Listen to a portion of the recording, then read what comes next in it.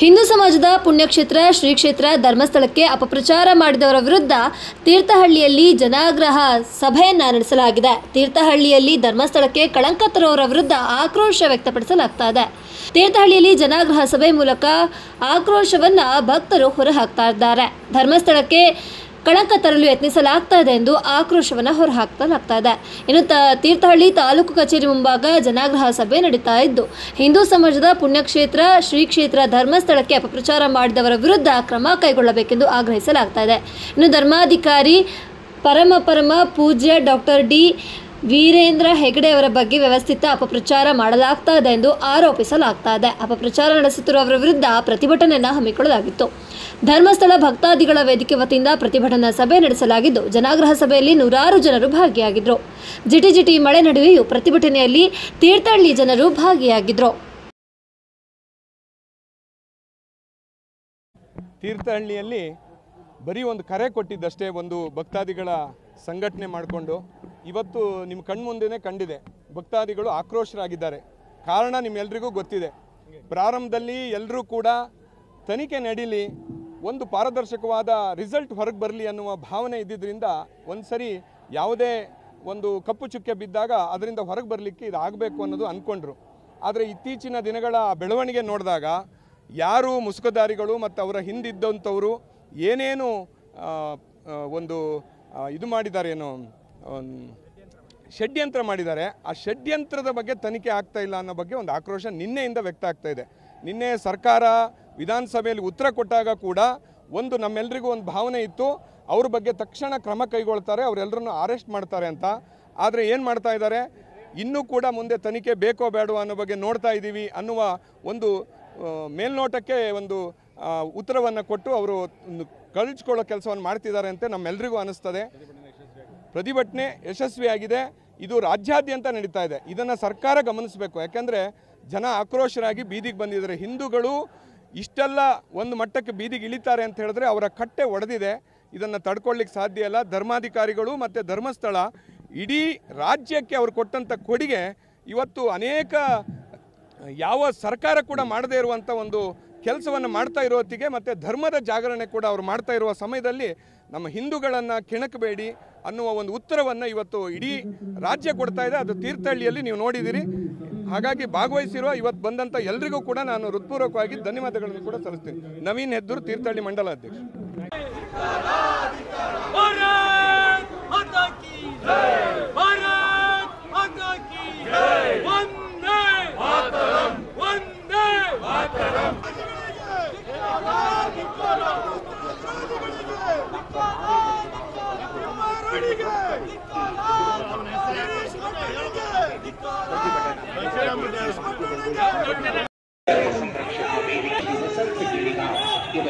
ತೀರ್ಥಹಳ್ಳಿ ಕ್ಷೇತ್ರದ ಶಾಸಕರು ರಾಜ್ಯದ ಮಾಜಿ ಸಚಿವರು ಆದ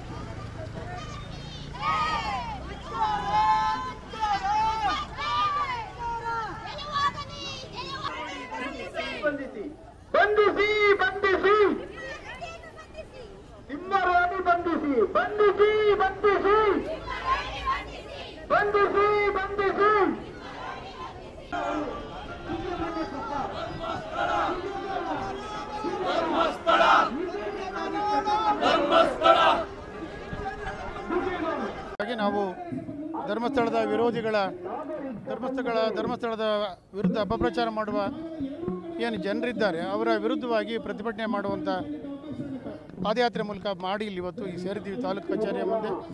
ಪೂಜ್ಯ ವೀರೇಂದ್ರ ಹೆಗಡೆ ಅವರ ಒಳ್ಳೆಯ ಕಾರ್ಯಗಳ ಬಗ್ಗೆ ಕೂಡ ಅವರು ಅಪಪ್ರಚಾರ ಮಾಡುವಂಥದ್ದನ್ನು ಮಾಡಿದ್ದಾರೆ. ಈಗಾಗಲೇ ಸರ್ಕಾರ ನಿನ್ನೆ ಸದನದಲ್ಲಿ ಗೃಹ ಸಚಿವರು ಮಾತು ಕೊಟ್ಟಿದ್ದಾರೆ, ಸರ್ಕಾರದ ಪರವಾಗಿ ಹೇಳಿಕೆ ಕೊಟ್ಟಿದ್ದಾರೆ. ಅವೆಲ್ಲವೂ ಯಾರು ಇದರ ಹಿಂದೆ ಷಡ್ಯಂತ್ರ ಮಾಡಿದ್ದಾರೆ ಅಂಥೇಳಿ ಮಾನ್ಯ ಉಪಮುಖ್ಯಮಂತ್ರಿಗಳು ಡಿ ಕೆ ಶಿವಕುಮಾರ್ ಅವರು ಈಗಾಗಲೇ ಸ್ಟೇಟ್ಮೆಂಟ್ ಕೊಟ್ಟಿದ್ದರು. ಅವೆಲ್ಲವೂ ಹೊರಗಡೆ ಬರಬೇಕು. ಯಾರು ತಪ್ಪಿತಸ್ಥರಿದ್ದಾರೋ ಅವರಿಗೆ ಕಾನೂನಿನ ಅಲ್ಲಿ ಏನು ಅತ್ಯಂತ ಘೋರವಾದ ಶಿಕ್ಷೆ ಇದೆ ಅದು ಕೊಡುವಂಥದ್ದು ಆಗಬೇಕು ಅನ್ನುವಂಥ ಒತ್ತಾಯವನ್ನು ನಾವಿಲ್ಲಿ ಮಾಡ್ತಾ ಇದ್ದೀವಿ.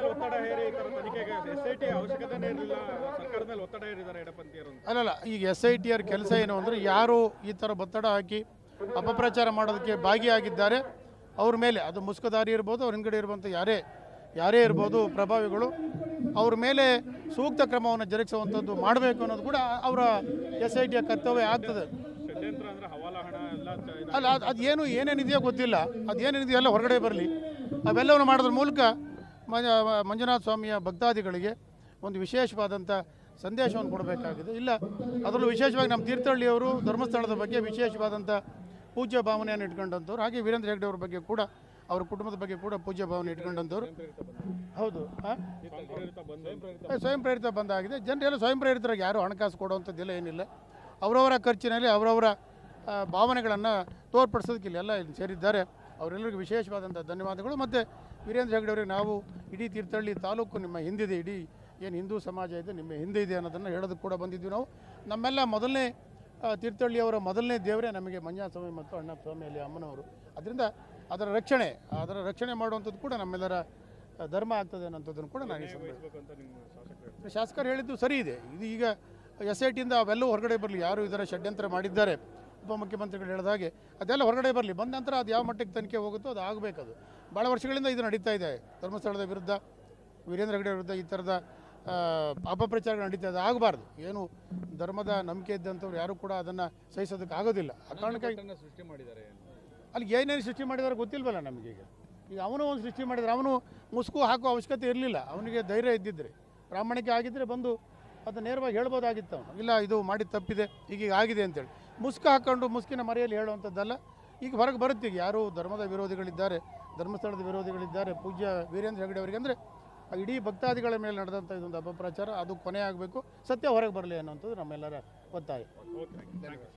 ಇನ್ನು ಇದೇ ಸಂದರ್ಭದಲ್ಲಿ ತೀರ್ಥಹಳ್ಳಿ ಮಾಜಿ ಗೃಹ ಮಂತ್ರಿ ಆರ್ಗ ಜ್ಞಾನೇಂದ್ರ ಮಾತನಾಡಿ, ಶ್ರೀ ಕ್ಷೇತ್ರ ಧರ್ಮಸ್ಥಳ ಮತ್ತು ಅಣ್ಣಪ್ಪನ ಇಡೀ ತೀರ್ಥಹಳ್ಳಿ ಜನತೆ ಆರಾಧನೆ ಮಾಡ್ತಾರೆ. ಆದರೆ ಕೆಲ ಎಡಪಂಥೀಯರು ಶ್ರೀ ಕ್ಷೇತ್ರ ಧರ್ಮಸ್ಥಳ ಕ್ಷೇತ್ರಕ್ಕೆ ಅಪಪ್ರಚಾರ ಎಸೆಯುವ ಕೆಲಸ ಮಾಡ್ತಿದ್ದಾರೆ. ಇಂತಹ ಆರೋಪಿಗಳಿಗೆ NIA ತಂಡ ತನಿಖೆ ನಡೆಸಬೇಕು. ಈ ವಿಚಾರವನ್ನು ಕೇಂದ್ರ NIA ತನಿಖೆ ವಹಿಸಬೇಕು. ಕೇರಳಕ್ಕೂ ಧರ್ಮಸ್ಥಳಕ್ಕೂ ಏನು ಸಂಬಂಧ? ಕೇರಳದ ವಿಧಾನಸಭೆಯಲ್ಲಿ ಅಪಪ್ರಚಾರ ಎಸಗಬೇಕೆಂದು ತೀರ್ಮಾನಿಸಲಾಗಿದೆಯಂತೆ. ಕೇರಳ ಭಕ್ತರು ಬೇಕಾದರೆ ಧರ್ಮಸ್ಥಳಕ್ಕೆ ಬಂದು ಹೋಗಲಿ, ಆದರೆ ಈ ರೀತಿ ಅಪಪ್ರಚಾರ ನಡೆಸೋದು ಎಷ್ಟು ಸರಿ ಅಂತ ಪ್ರಶ್ನಿಸಿದರು. ಇನ್ನು SIT ತನಿಖೆಗೆ ಯಾರಾದರೂ ನೀಡಲಿ, ಅಧಿಕಾರಿಗಳು ಮಾತ್ರ ಚೆನ್ನಾಗಿ ಕೆಲಸ ಮಾಡಿದ್ದಾರೆ. ಈ ಸಂಬಂಧ ಆರೋಪಿಗಳಿಗೆ ಸರಿಯಾಗಿ ತನಿಖೆ ನಡೆಸಬೇಕು. ಈ ಷಡ್ಯಂತ್ರ ಹಿಂದಿನ ಸತ್ಯಾಸತ್ಯತೆ ಹೊರಬರಬೇಕು ಎಂದು ತೀರ್ಥಹಳ್ಳಿ ವರ್ತಕರ ಸ್ವಯಂ ಪ್ರೇರಿತವಾಗಿ ಅಂಗಡಿ ಮುಂಗಟ್ಟುಗಳನ್ನು ಬಂದ್ ಮಾಡಿದ್ದಾರೆ. ತೀರ್ಥಹಳ್ಳಿ ಜನತೆ ಸ್ವಯಂ ಪ್ರೇರಿತವಾಗಿ ಬಂದು ಪ್ರತಿಭಟನೆಯಲ್ಲಿ ತೊಡಗಿದ್ದಾರೆ. ಕೂಡಲೇ ಈ ಬಗ್ಗೆ ಸಂಪೂರ್ಣ ತನಿಖೆಯನ್ನು NIAಗೆ ವಹಿಸಬೇಕೆಂದು ಆರ್ಗ ಜ್ಞಾನೇಂದ್ರ ಆಗ್ರಹಿಸಿದರು. ಬಗ್ಗೆ ಅಪಪ್ರಚಾರ ಮಾಡುವಂಥ, ಧರ್ಮಸ್ಥಳ ಅಂದರೆ ಕೊಲೆಗಡಕರು, ಧರ್ಮಸ್ಥಳ ಅಂದರೆ ಅತ್ಯಾಚಾರಿಗಳ ಸ್ಥಳ ಅಂತೇಳಿ ಹೇಳಿ ಇತ್ತೀಚಿನ ಒಂದು 20 ದಿವಸದಲ್ಲಿ ಬಿಂಬಿಸಿರ್ತಕ್ಕಂಥ ಕುತಂತ್ರಿಗಳ ಕುತಂತ್ರವನ್ನು ಬಯಲು ಮಾಡಲಿಕ್ಕಾಗಿ ಅದರ ವಿರುದ್ಧ ಪ್ರತಿಭಟನಾರ್ಥವಾಗಿ 16,000 ಜನ ತೀರ್ಥಹಳ್ಳಿಯ ಮಂಜುನಾಥನ ಭಕ್ತರು, ಧರ್ಮಸ್ಥಳದ ಭಕ್ತರು ಸೇರಿ ಇವತ್ತು ಪ್ರೊಸೆಷನ್ ಮಾಡಿದ್ದೇವೆ. ಧರ್ಮಸ್ಥಳ ನಮ್ಮೆಲ್ಲರ ಶ್ರದ್ಧಾ ಕೇಂದ್ರ, ಸನಾತನ ಹಿಂದೂ ಮೌಲ್ಯಗಳನ್ನು ಎತ್ತಿ ಹಿಡಿದಿರ್ತಕ್ಕಂಥ ಒಂದು ಕೇಂದ್ರ. ಅದನ್ನು ಮಸಿ ಬೆಳಿಲಿಕ್ಕಾಗಿ ಕೆಲವೇ ಎಡಪಂಥೀಯ ಕುತಂತ್ರಿಗಳು ಮತ್ತು ಅವ್ರ ಹಿಂದಕ್ಕೆ ಬಹಳಷ್ಟು ಜನ ಇದ್ದಾರೆ. ಯಾರು ಇವರು ಹೊರಗೆ ಬರಬೇಕು. ನಾನು ಒತ್ತಾಯ ಮಾಡೋದು NIA ಕೊಡಬೇಕಿದು. ಏಕೆಂದರೆ ರಾಷ್ಟ್ರೀಯ ಅಂತಾರಾಷ್ಟ್ರೀಯ ಕುಮ್ಮಕ್ಕುಗಳು ಇದರಲ್ಲಿದ್ದಾವೆ. ಹಾಗಾಗಿ ಇದು ಸರಿಯಾದ ರೀತಿಯಲ್ಲಿ ಎನ್ಕ್ವೈರಿ ಆಗಬೇಕು. ಇದರಲ್ಲಿ ಭಾಗವಹಿಸಿರ್ತಕ್ಕಂಥ ಎಲ್ಲರೂ ಹೊರಗೆ ಬರಬೇಕು. ಇತ್ತೀಚೆಗೆ 2-3 ದಿವಸದಿಂದ ಬರ್ತಾ ಇದೆ, ಅವನೇ ಉಲ್ಟಾ ಹೊಡಿತಾ ಇದ್ದಾನೆ. ಯಾರು ಮುಸ್ಕುದಾರಿಯೇ ಉಲ್ಟಾ ಹೊಡಿತಾ ಇದ್ದಾನೆ. ಇವತ್ತು ನಿಮಗೆಲ್ಲ ಗೊತ್ತಿದೆ, ಯಾರೋ ಬಂದು ಒತ್ತಡ ಹಾಕಿದ್ರು ನಾನು ಬಂದಿದ್ದೇನೆ ಅಂತ. ನಮ್ಮ SIT ಮೊದಲೇ ಆ ಬುರ್ಡೆಯನ್ನು ಸೀಸ್ ಮಾಡಿ ಅದನ್ನು FSL ಕಳಿಸಿದ್ರೆ ಇಷ್ಟೊತ್ತಿಗೆ ರಿಸಲ್ಟ್ ಬರ್ತಿತ್ತು. ಅದು ಯಾರ್ದು, ಹೆಣ್ಣಿಂದೋ ಗಂಡಿಂದೋ, ಎಷ್ಟು ವಯಸ್ಸಿಂದು, ಮರ್ಡರ್ ಆಗಿದ್ದೋ, ನ್ಯಾಚುರಲ್ ಡೆತ್ ಆಗಿ ಹೂಳಿದ್ದ, ಅವನು ಹೆಂಗೆ ಕಿತ್ತ, ಪೊಲೀಸರಿಗೆ ಗೊತ್ತಿಲ್ಲದೇನೆ 100 ಹೆಣಗಳನ್ನು ಹೂಳಿದ್ದೇನೆ ಅಂತ ಹೇಳಿದ್ರೆ ಅವನೇ ಮೊದಲನೇ ಅಪರಾಧಿ, ಆಮೇಲೆ ಎಲ್ಲರೂ ಕೂಡ. ಹಾಗಾಗಿ ಅವನಿಗೆ ಬಗ್ಗಬಾರ್ದು. ಒಂದು ಸರ್ಕಾರ ಸರಿಯಾದ ರೀತಿ ಹೊರಗೆ ತರಬೇಕು. ನಾವು ಮೊನ್ನೆ ಸದನದಲ್ಲಿ ಕೂಡ ಇದನ್ನು ಸರ್ಕಾರಕ್ಕೆ ಒತ್ತಾಯ ಮಾಡಿದ್ದೇವೆ. ಹಾಗಾಗಿ ನಮ್ಮ ಪೊಲೀಸರು ನಿರ್ವೀರ್ಯರಲ್ಲ, ನಮ್ಮ ಪೊಲೀಸರು ಸಬಲರು ಮತ್ತು ಇದನ್ನು ಹೊರಗೆ ಎಳೆಯುವಂಥ ತಾಕತ್ತಿದೆ ಮತ್ತು ಅವ್ರನ್ನ ಮಟ್ಟ ಹಾಕಬೇಕು. ಇನ್ಯಾವುದೇ ದೇವಸ್ಥಾನಗಳಿಗೆ, ಯಾವುದೇ ಹಿಂದೂ ಪವಿತ್ರ ಸ್ಥಳಗಳಿಗೆ ಇದಾಗಬಾರ್ದು. ಇದು ಬಹಳ ದೊಡ್ಡ ಅವಮಾನ ಮಾಡ್ತಾ ಇದ್ದಾರೆ ಹಿಂದೂ ಸನಾತನ ಮೌಲ್ಯಗಳಿಗೆ. ಇದನ್ನು ನಾವು ಬಿಡೋದಿಲ್ಲ. ಇದರ ವಿರುದ್ಧ ಎಷ್ಟೇ ಬೆಲೆ ತೆತ್ತಾದರೂ ಕೂಡ ದೊಡ್ಡ ಹೋರಾಟ ರೂಪಿಸ್ತೇವೆ. ಇವತ್ತು ನೀವೆಲ್ಲ ನೋಡಿದ್ದೀರಿ, ತೀರ್ಥಹಳ್ಳಿ ರಸ್ತೆ ಮೇಲೆ ಹಳ್ಳಿಯಿಂದ ಈ ಭಾರೀ ಮಳೆಯಲ್ಲೂ ಕೂಡ ನಡೆದು ಬಂದಂಥ ಜನಸಾಗರವನ್ನು ನೋಡಿದ್ದೀರಿ. ಈಗಾಗಲೇ ನಾವು ಎಲ್ಲ ಪಕ್ಷ, ಎಲ್ಲ ಜಾತಿಯನ್ನು ಮೀರಿ ಮಂಜುನಾಥನ ಭಕ್ತರು, ನಾವು ಧರ್ಮಸ್ಥಳ ಭಕ್ತರು ಅನ್ನುವಂಥ ರೀತಿಯಲ್ಲಿ ನಾವು ಇವತ್ತು ಈ ಹೋರಾಟದಲ್ಲಿ ಭಾಗಿಗಳಾಗಿದ್ದೇವೆ. ನಾಡ್ದು ಭಾನುವಾರ ದಿನ ಧರ್ಮಸ್ಥಳಕ್ಕೆ 100 ಕಾರ್ನಲ್ಲಿ ಕೂಡ ನಾವು ಹೊರಡ್ತಾ ಇದ್ದೇವೆ. ಭಕ್ತಾದಿಗಳು ಬರ್ತಾ ಇದ್ದಾರೆ. ಮಾನ್ಯ ಪೂಜ್ಯ ಹೆಗಡೆ ಅವರಿಗೆ ನೀವು ಮಾಡಿರ್ತಕ್ಕಂಥ ಕೆಲಸ ತೀರ್ಥಹಳ್ಳಿಯ ಬಡ ಜನರನ್ನು ಬದುಕನ್ನು ಬದಲಾಯಿಸಿದೆ. ಹಾಗಾಗಿ ನಿಮ್ಮನ್ನು ಮರೆಯೋ ಹಾಗಿಲ್ಲ. ನೀವು ಯಾವುದೇ ರೀತಿ ಧೃತಿಗೆಡುವಂಥ ಅವಶ್ಯಕತೆ ಇಲ್ಲ. ನಾವೆಲ್ಲ ನಿಮ್ಮ ಜೊತೆಗಿದ್ದೇವೆ ಅಂತೇಳಿ ಹೇಳಿ ನಾಡ್ದು ಭಾನುವಾರ ಹೋಗಿ ಹೇಳಿ ಬರುವಂಥ ಕೆಲಸ ನಾವು ಮಾಡಿ. ಕೇರಳ ಲಿಂಕ್ ಇದೆ.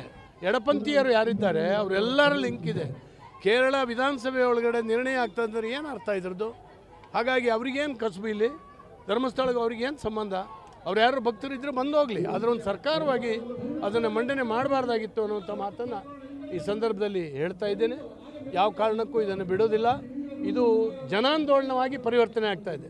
ಯಾವುದೋ ಒಂದು ಧರ್ಮಸ್ಥಳದ ಧರ್ಮಾಧಿಕಾರಿಯವರ ಕುಟುಂಬವನ್ನು ಅವಮಾನ ಮಾಡಲಿಕ್ಕಾಗಿ ಮಾಡಿರ್ತಕ್ಕಂಥ ಕುತಂತ್ರ ಇದು.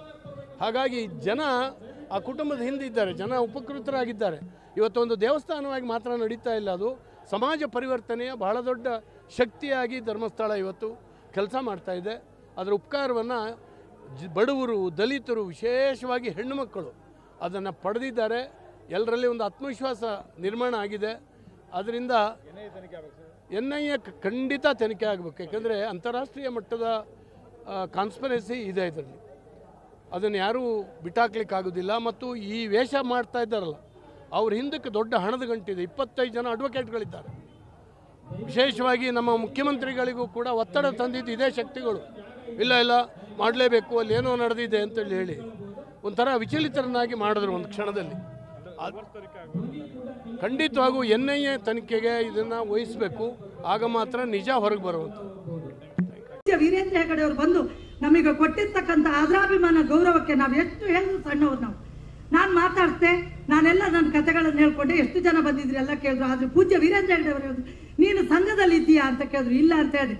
ನಾನು 2005ನೇ ಇಸ್ವಿಯಿಂದ 2006ನೇ ಇಸ್ವಿ ವಿಚಲಿತಲಾಗಿ ಬಿಟ್ಟೆ. ನಾನು ಬದುಕೋದು ಸಾಧ್ಯ ಇಲ್ಲ, ನಾನು ಖಂಡಿತ ಆಗೋದಿಲ್ಲ ಅಂತ.